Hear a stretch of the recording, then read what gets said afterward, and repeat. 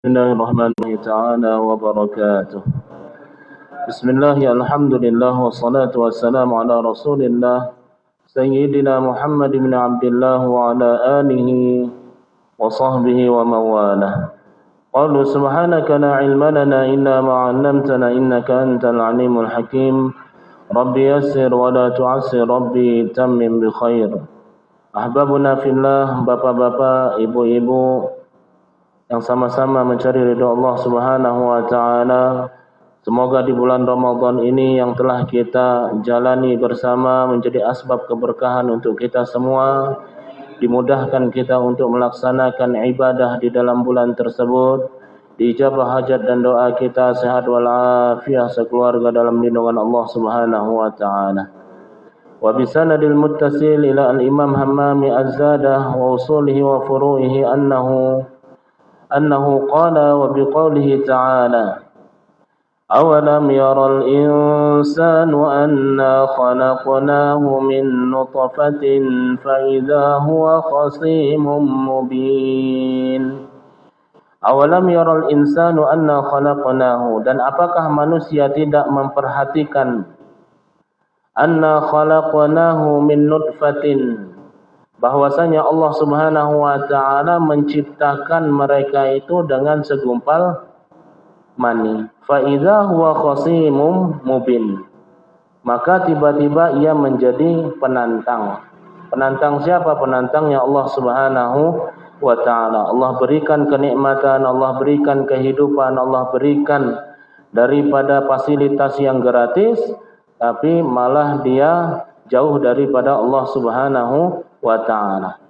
Bagaimana enggak menjadi penantang, enggak menjadi orang yang pembangkang, bahkan bisa dikatakan menjadi orang yang durhaka kepada Allah Subhanahu wa ta'ala. Maka sababun nuzul hadhil ayah, sebab nuzulnya, turunnya ayat ini, maka sewaktu Rasulullah SAW lewat di satu tempat, maka Rasulullah melihat Ubay bin Khalaf sedang membersihkan atau sedang mengelap-ngelap daripada kudanya. Maka Sayyidina Rasulullah SAW berkata, untuk apa engkau memelihara tunggangan itu? Maka Ubay bin Khalaf mengatakan, untuk aku menungganginya, dan dengan tunggangan ini aku akan membunuhmu wahai Muhammad.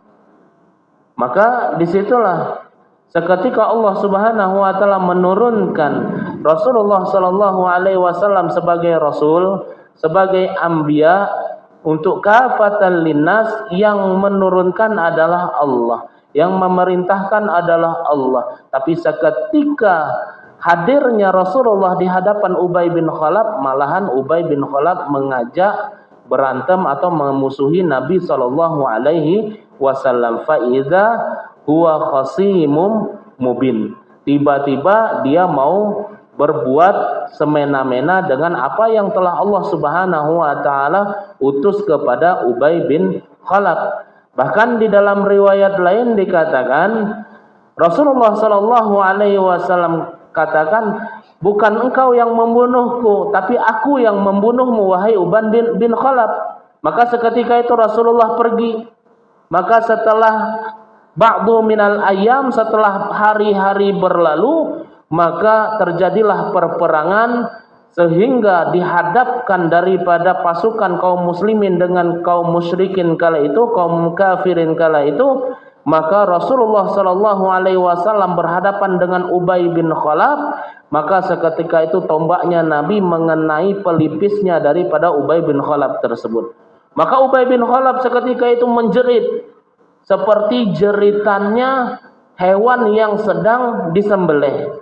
Maka Abu Sufyan yang menjadi amir, yang menjadi panglima perangnya kaum musyrikin kala itu sebelum Islamnya, Sayyidina Abu Sufyan berkata kepada Ubay, wahai Ubay, apa-apaan engkau ini seperti anak kecil? Anak kecil saja biasa terjadi seperti itu, dia bermain, kemudian dia terluka, kemudian semuanya baik-baik saja, enggak ada teriak seperti engkau teriak menjerit seperti ini. Ada apa ini wahai Ubay?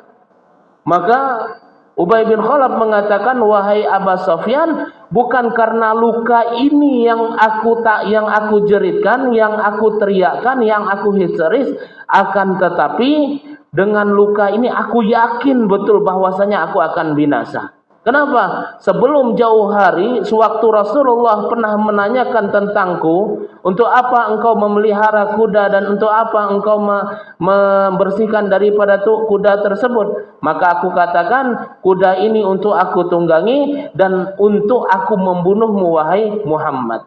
Maka seketika itu Rasulullah Muhammad SAW mengatakan, tidak, sebaliknya aku yang akan membunuhmu. Maka disitulah luka yang sekecil ini telah memasuki daripada aku punya hati, langsung jiper.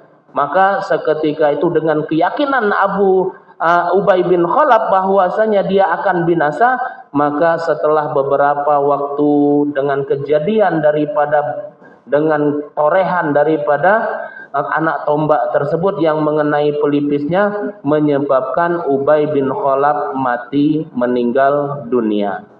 Begitu yakinnya Ubay bin Khalaf bahwasanya apa yang dikatakan, yang disebut oleh Nabi. Maka sewaktu itu Ubay bin Khalaf mengatakan kepada Aba Sofyan, wahai Aba Sofyan, ketahuilah bahwasanya Muhammad itu dia tidak pernah berdusta, dia tidak pernah berbohong sekalipun. Apabila dia mengatakan dan mengucapkan sesuatu, maka pasti akan terjadi kepada sesuatu tersebut. Ketahuilah, ucapan yang pernah diucapkan oleh Muhammad ke atasku, sewaktu aku katakan aku akan membunuhmu, kemudian Muhammad mengatakan, saya yang akan membunuhmu wahai Ubay bin Khalaf. Ini keyakinan Ubay bin Khalaf, tapi karena dia enggan, karena dia merasa ego, merasa bahwasanya dirinya lebih mulia daripada Muhammad, sehingga beliau tidak beriman kepada Rasulullah sallallahu alaihi wasallam. Itu sekelumit daripada sababun nuzul daripada ayat tersebut. Ayat yang ke-78. A'udzu billahi minasyaitonir rajim. Wa daraba lana mathalan wa nasiya khalqah. Wa daraba lana mathalan, dan dia membuat perumpamaan bagi kami. Siapa yang membuat perumpamaan ini? Ai amran ajiban wahya nafyul qudrati an ihya'il mauta tasbiha bi khalqihi bi wasfihi bil ajzi amma ajazahu. Maka yang mengatakan ini adalah Ubay bin Khalaf. Sewaktu dia bertemu kepada Nabi, yang di tangan Ubay bin Khalaf ini sebuah tulang yang sudah usang. Kemudian dia katakan, wahai Muhammad, apakah Tuhanmu yang telah engkau katakan bisa menghidupkan yang telah mati? Apakah tulang yang usang yang sudah menjadi hantah berantah ini bisa Tuhanmu hidupkan kembali? Maka disitulah Allah Subhanahu wa ta'ala memisalkan ucapan daripada Ubay bin Khalaf tersebut. Wa daraba lana mathalan. Dia telah menjadikan permisalan di dalam kehidupan dunia dengan keadaan kami, kata Allah Subhanahu wa ta'ala. Tentu tidak sama. Kalau kita atau anak kecil menghayal, enak ya kalau punya duit 1 juta nih. Apalagi nanti sebentar lagi bulan hari raya Idul Fitri. Pasti nanti banyak dapat THR, banyak dapat cuan. Punya uang 1 juta ini nanti saya mau beli pistol, mau beli mainan, mau beli. Kayaknya punya duit 1 juta itu luar biasa. Sehingga berangan-angan bahwasanya Lebaran tersebut waktunya dia memiliki uang. Kalau orang yang dewasa nggak perlu harus Lebaran. Sekarang pun juga tanya Pak Dr. Adi banyak duitnya di berangkas. Tanya dengan Pak Haji Didi, nggak tunggu nanti THR. Sekarang pun saya punya duit, tapi jual sawah dulu misal. Berarti apa? Rasulullah Subhanahu wa ta'ala dengan apa yang dipermisalkan oleh Abu Ubay bin Khalaf tersebut memisalkan, wahai Rasulullah, apakah Tuhanmu bisa menghidupkan tulang yang telah usang ini? Maka Allah Subhanahu wa ta'ala firmankan, turunkan ayat wa daraba lana mathalan. begitu ajibnya, begitu luar biasanya hambaku telah memisalkan dengan keraguannya, memisalkan kami ini bahwasanya apakah kami bisa menghidupkan daripada sesuatu yang sudah mati. Maka Al-Imam Muhammad mengatakan ay amron ajiban, perkara yang sungguh mengherankan, wahya nafyu qadri an ihya'il mauti, yang mana dia meragukan dengan apa yang telah Allah Subhanahu wa taala mentakdirkan segala sesuatu yang mati itu mampu untuk hidup kembali. Tapi karena dia mensifati sifatnya Allah dengan sifatnya manusia, apa bisa Allah itu menghidupkan? Apa bisa dokter itu menyembuhkan? Sudah macam-macam perobatan, sudah macam-macam dukun, sudah macam-macam tabib, nggak bisa sembuh-sembuh. Apakah engkau bisa menyembuhkan? Berarti meragukan dari kredibilitas orang tersebut. Antum ini ya, tamatan Mesir ya, S2 ya, atau doktor ya. Tapi kok tampang antum ini nggak meyakinkan? Itu pernah terjadi kepada ulama kita orang Indonesia, Al-Imam Al-Khatib Minangkabau, Syekh Khatib, orang Minangkabau. Perawakannya kurus, nggak begitu tinggi, dan menjadi menantu orang Arab, orang alim, fasih, salah satu ulama Indonesia yang pernah menjadi imam di Masjidil Haram. Maka sewaktu dimintalah Al-Imam Khatib Minangkabau ini untuk menjadi pemberikan khutbah, menjadi khatib Jumat. Maka julukannya Khatib Minangkabau itu Syekh Khatib. Maka orang-orang bertanya, apa iya ini bisa untuk khutbah? Orangnya kurus, emang dia bisa bahasa Arab? Orang-orang meremehkan. Seketika Al-Imam Khatib Minangkabau itu naik ke atas mimbar. Mimbarnya bukan begini, mimbarnya yang kayak Al-Huda itu. Kalau orang nggak biasa khutbah naik ke Al-Huda itu jiper, kalau nggak terjungkil ke bawah, atau kelihatan tuh keringat dingin. Kenapa? Kakinya sampai ke sekujur tubuhnya bergetar semua gitu kan. Kalau saya naik gitu bukan khawatir keringat dingin, takut rubuh aja mimbarnya itu. Jadi kalau orang ngelihat tuh bukannya, Ustaz ini bisa nggak khutbah, enggak nih, kuat nggak nih mimbarnya ini ya. Maka seketika Imam Khatib Minangkabau naik ke atas mimbar tersebut mengucapkan inna hamdalillah. Itu lahjahnya kalahjil Arab, sebagaimana orang Arab berbicara dengan fushah, dengan lancar, fushah, dengan sedetail-detailnya. Dan seketika mendengar suara Khatib Minangkabau tersebut, hatta tajja sautu, sampai suaranya itu menggelegar. Kadang ada orangnya kurus aja, suaranya udah kayak trompet. Mau ngapain tuh? Siapa tuh suara? Nuer. Ada yang gede, suaranya pelan. Nah, itu saya tuh kayaknya. Kenapa? Karena beda-beda versi seperti itu. Ala kulli hal, ya kita harus syukuri juga.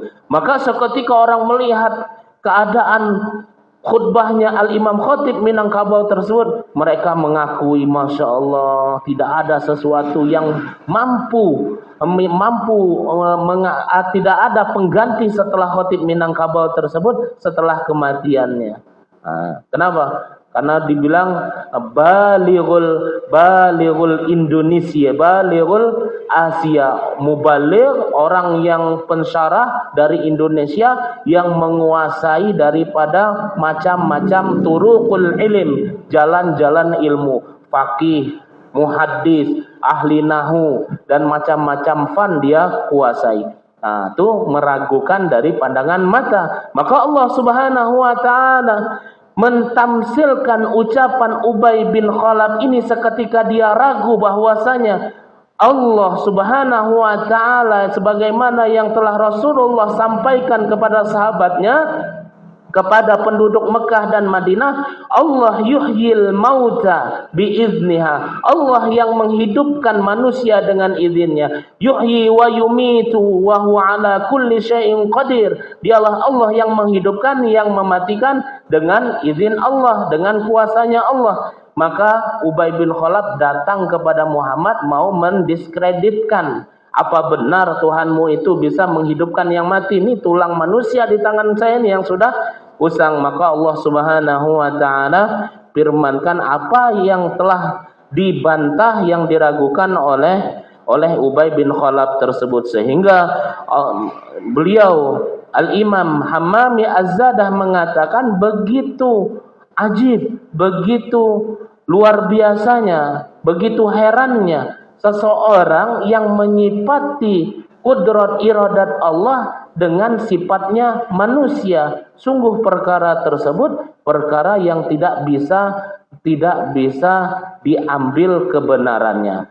Wa nasiya khalqahu ay khalaqna iyyaha. Tapi dia lupa dari mana dia telah diciptakan. Dia ragu Allah menghidupkan dengan sesuatu yang telah usang, yang sudah mati Allah menghidupkan kembali. Mereka tidak percaya, tapi malahan diri dia malah mereka lupa. Diri dia itu dari mana Allah Subhanahu wa taala ciptakan. Wa nasiya khalqahu, dan dia lupa kepada kejadian daripada dirinya. Qala man yuhyil 'idhama wa hiya ramim.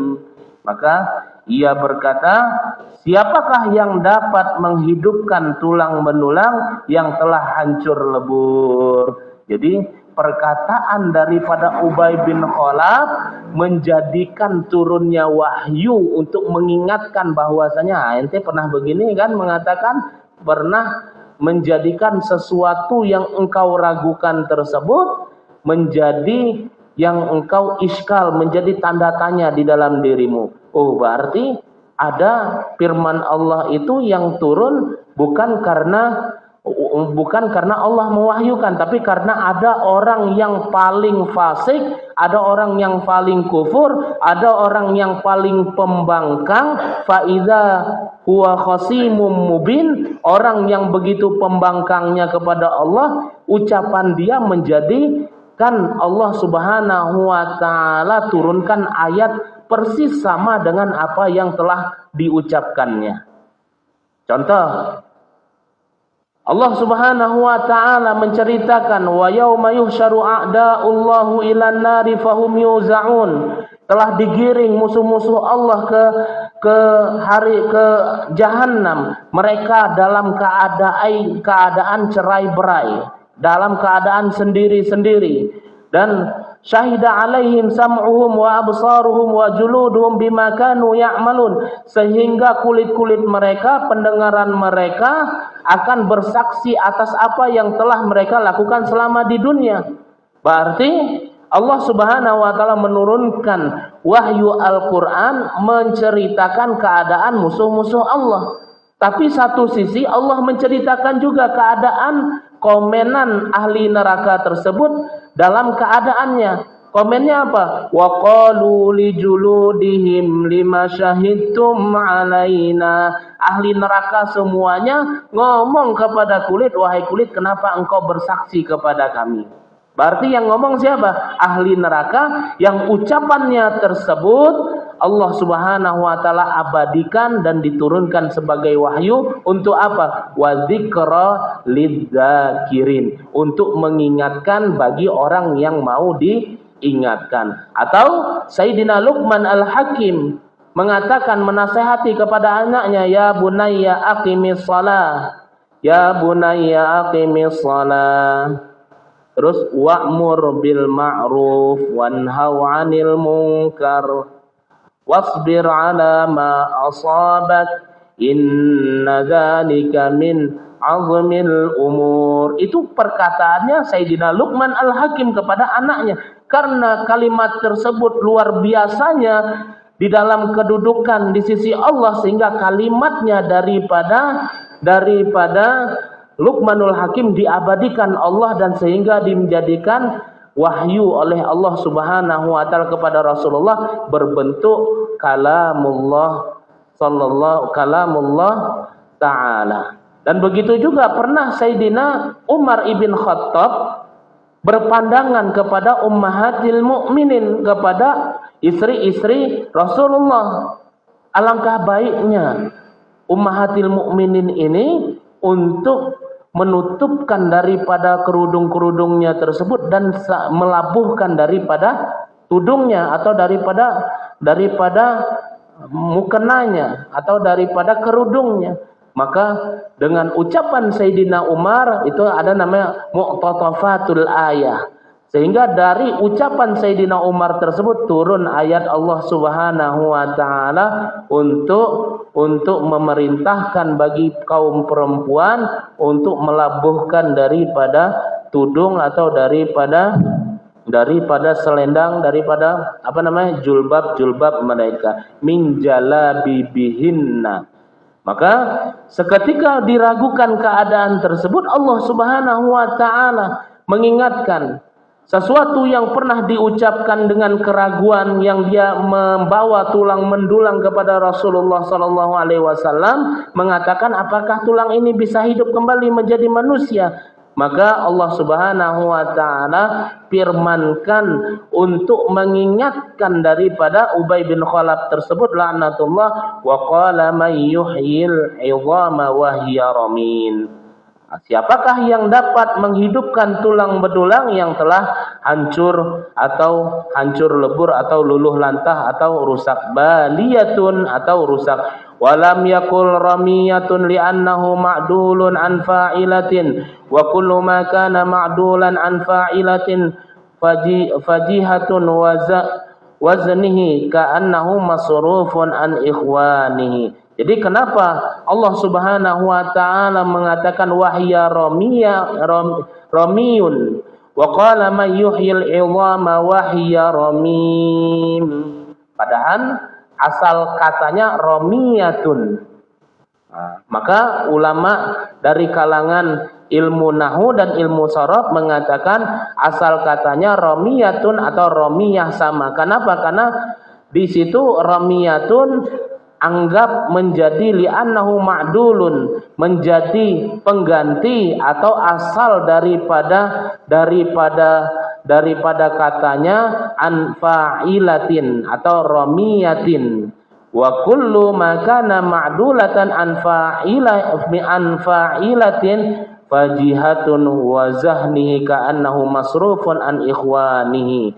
Maka subjek muannas dalam hukum atau di dalam mubtada khabar. Jadi itu dalam kaidah kalimat.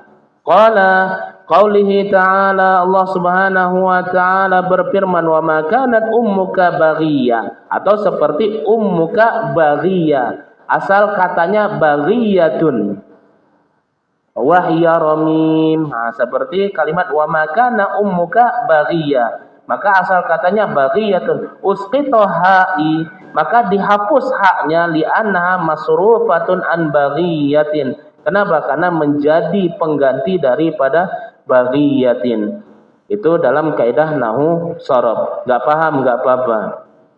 Tsumma aradallahu ta'ala al-jawaba faqala li nabiyhi mujiban li aduwihi. Kemudian Allah Subhanahu wa taala menghendaki menjawab, menantang Ubay bin Khalaf tersebut, maka Allah Subhanahu wa taala berfirman kepada Nabi sallallahu alaihi wasallam sebagai penjawab kepada musuh-musuhnya. Sewaktu Ubay bin Khalaf mengatakan, apakah Allah bisa membangkitkan manusia setelah menjadi tulang mendulang seperti ini? Maka Rasulullah enggak ngomong, tapi Rasulullah diam. Yang menjawab bukan Nabi, yang menjawab bukan sahabat, tapi langsung Allah Subhanahu wa taala menurunkan wahyu. Menurunkan Allah Subhanahu wa taala berfirman, qul yuhyi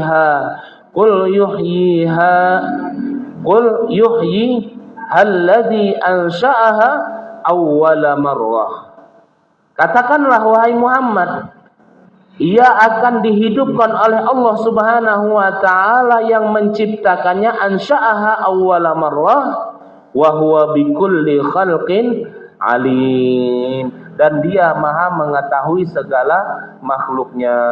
Berarti apa? Rasulullah enggak ngomong, Rasulullah enggak jawab, tapi yang menjadi penjawabnya adalah Allah Subhanahu wa ta'ala. Maka ulama mengatakan, seketika seorang hamba di dalam jalan yang benar, di dalam amal yang baik, di dalam sesuatu tujuan yang diridhoi oleh Allah Subhanahu wa ta'ala, sebanyak apapun orang yang menghardik, orang yang mencaci, orang yang mencela daripada amalannya, maka wala ubali, jangan pernah dipedulikan dengan omongan orang tersebut. Haqqan 'ala Allah, maka menjadi wajib kepada Allah Subhanahu wa ta'ala untuk memberikan jawaban kepada orang-orang yang tidak suka dengan orang yang berjalan di dalam ketaatan kepada Allah Subhanahu wa ta'ala. Sebagaimana musuh-musuhnya Islam di zaman Nabi SAW dihancurkan oleh Allah Subhanahu wa ta'ala. Kenapa? Karena dia menghardik, mencaci atau memusuhi Nabi SAW. Wa qala ya'ni qul ya Muhammad. Maksudnya ayat itu adalah, katakanlah wahai Muhammad li Ubay ibn Khalaf, yuhyil 'idhama alladhi khalaqaha fi ibtidaiha wa huwa 'alimun bi kulli khalqihi. Katakanlah wahai Muhammad kepada Ubay bin Khalaf bahwasanya tulang yang engkau pegang tersebut Allah Subhanahu wa ta'ala yang menciptakannya. Kemudian Allah Subhanahu wa ta'ala akan kembalikan tulang tersebut menjadi awal asal kejadiannya tersebut. Berarti apa? Allah menghidupkan kembali daripada tulang yang sudah usang tersebut. Wa huwa alimun bikulli khalqihi, dan dialah zat yang maha mengetahui terhadap setiap makhluknya.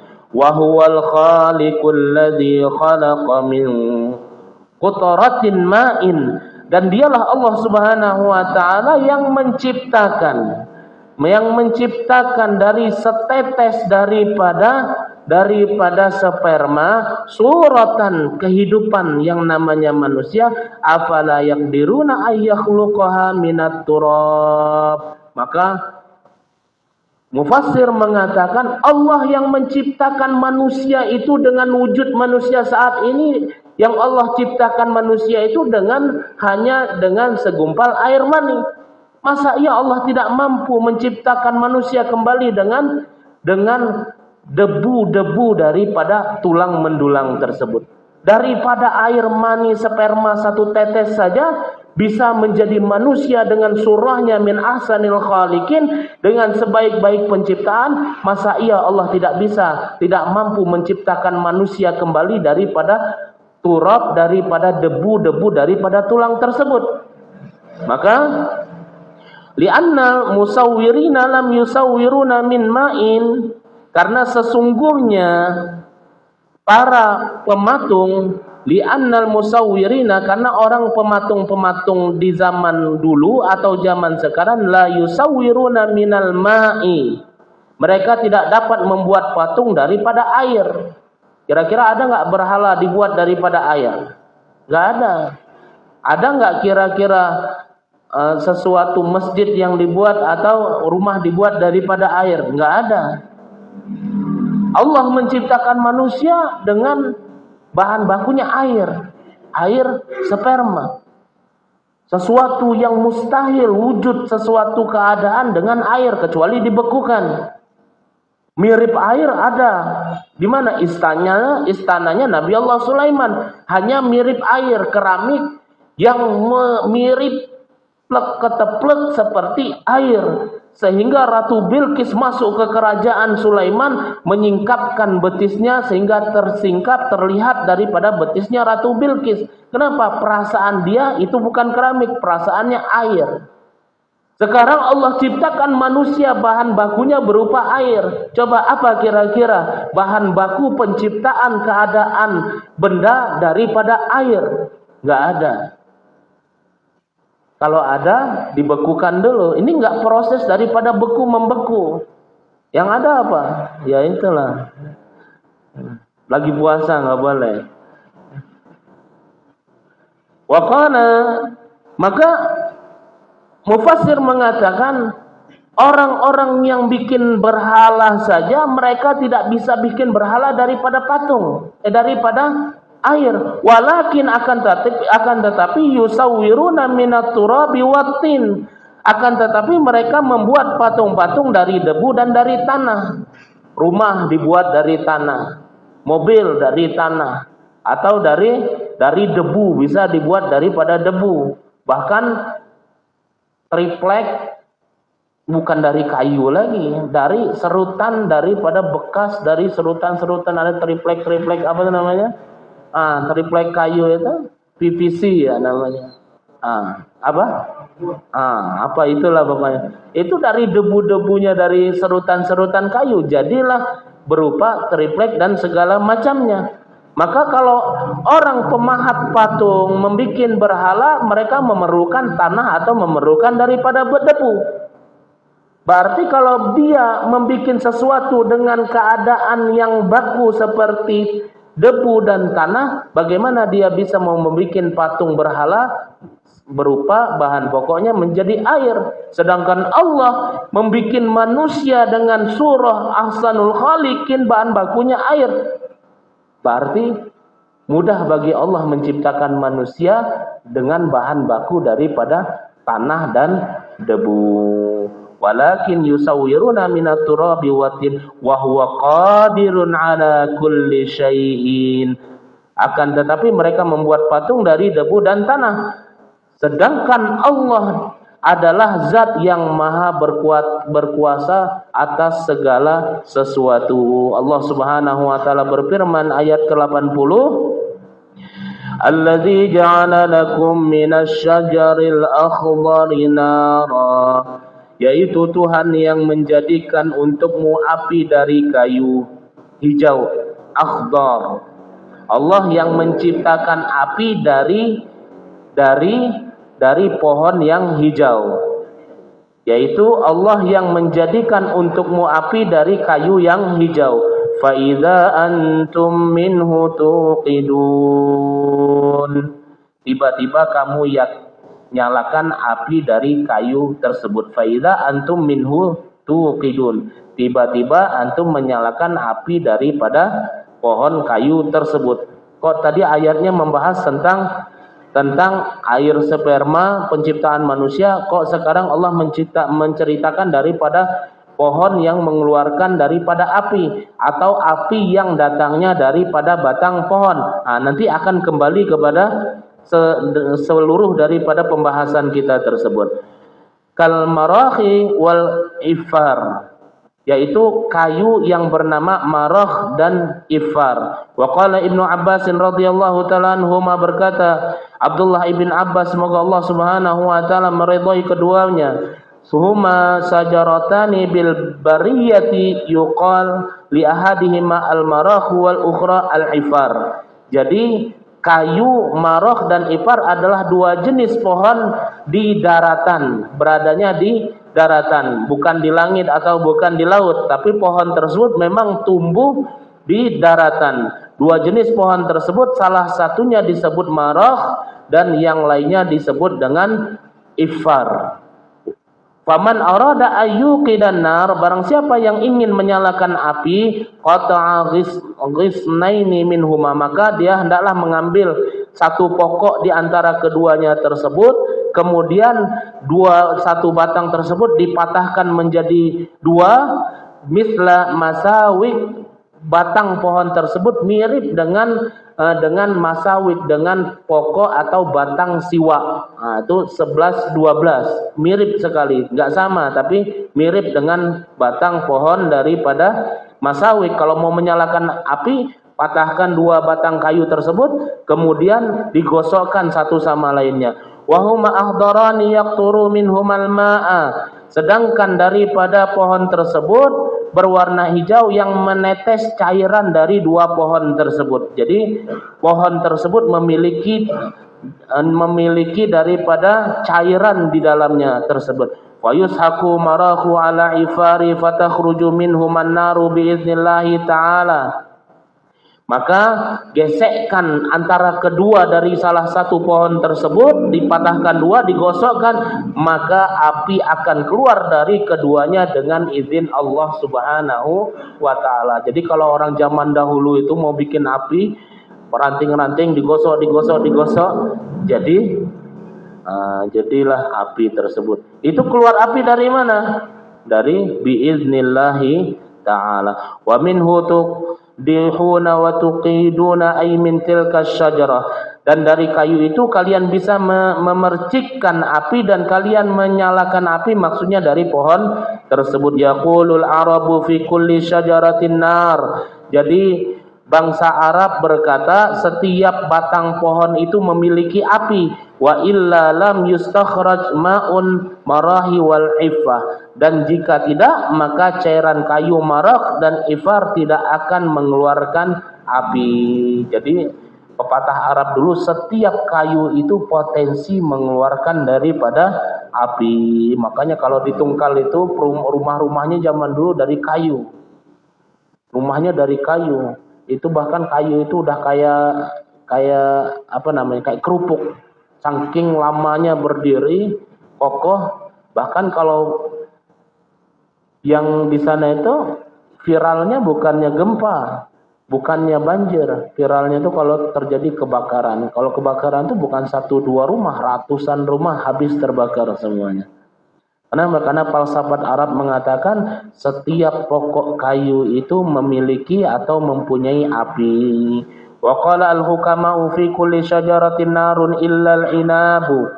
Hukama mengatakan, orang-orang bijak mengatakan setiap batang pohon itu memiliki api kecuali batang pohon daripada anggur, tidak memiliki daripada api.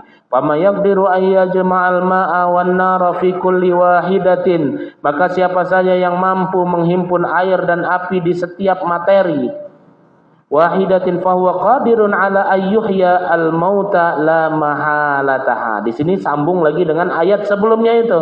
Maka siapa saja yang mampu menghimpun air dan api di setiap materi tunggal. Jadi setiap sesuatu yang tunggal mampu menjadikan wujud sesuatu yang tidak terpikir dengan manusia. Dari air wujud manusia, dari batang pohon timbul api. Maka mufassir mengatakan barang siapa yang bisa menghimpun dari satu yang tunggal itu menjadikan satu kehidupan, maka berarti dia maha kuasa. Wa huwa qadirun, berarti dia maha kuasa ala yuhyil mauta, menghidupkan sesuatu yang mati, la mahalata, orang mati tidak boleh tidak. Maksudnya apa? Kalau dia saja, dia sudah bisa khutbah Jumat tuh luar biasa. Berarti jangan diragukan lagi. Insya Allah dia juga bisa khutbah Idul Fitri juga. Begitu kan? Kenapa nggak boleh tidak? Orang sholat Jumat aja dia bisa, masa sholat Idul Fitri nggak bisa? Maksudnya seperti itu. Kalau orang sudah bisa baca doa kunut, sudah bisa yasin mimpin tahlil, insya Allah dia juga bisa ngimami sholat berjamaah, nggak boleh tidak. Kenapa? Karena kalau imam kita baca Allahu Akbar, sami'allahu liman hamidah, assalamualaikum warahmatullahi wabarakatuh, assalamualaikum warahmatullahi wabarakatuh, semuanya bisa. Tapi kalau mimpin tahlil, bingung dari mana dulu, dari ini dulu, nggak ada yang ini. Kadang pun kalau orang awam lihat ustaz-ustaz yang nggak ada di sini, majulah yang ini. Siapa tuh yang satu lagi sama? Adit. Ini nggak ada nih maghrib, masih di rumah semua buka puasa. Akhirnya Adit majulah, Allahu Akbar. Makmumnya yang kecil-kecil, anak-anak yang buka puasa sini. Bismillahirrahmanirrahim. Waktu dia bismillahirrahmanirrahim enggak ada orang. Ghairil maghdubi alaihim waladdallin. Toto rame. Dari mana datangnya suara ini? Ini kayaknya ada suara Ustaz Salman di belakang sini. Ada suara dokter, ada suara beliau ini.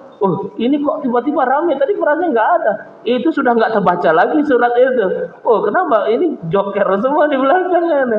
Waktu sendirian dia bisa. Kalau dia lulus keadaan yang seperti itu, baca tahlil, baca yasin, baca ini, insya Allah dia bisa yang lainnya.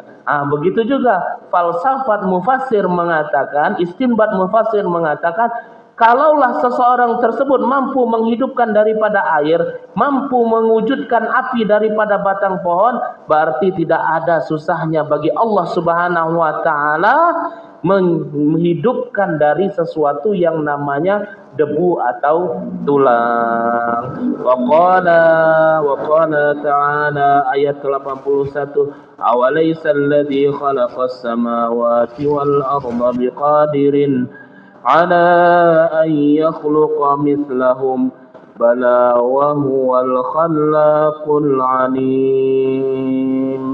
Sadaqallahul azim. Kita sambung. Banyak ngomong lapar, bro.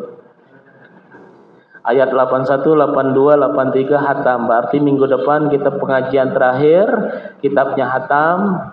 Minggu depannya lagi kita fokus dengan Qiyamul Lail. Karena kalau Qiyamul Lail lagi, kemudian baca sajadah lagi, kemudian nanti taklim lagi, takutnya enggak ketemu lagi bulan Syawal. Allah Rabbana atina fid dunya hasanah wa fil akhirati hasanah wa qina adzabannar wa adkhilnal jannata ma'al abrar ya aziz ya ghaffar ya alim ya sattar. Wa sallallahu ala sayyidina Muhammad nabiyil ummi wa ala alihi wa sahbihi wa baraka wa sallam. Amin walhamdulillahi rabbil alamin. Insyaallah besok penutupan hari terakhir hataman kitab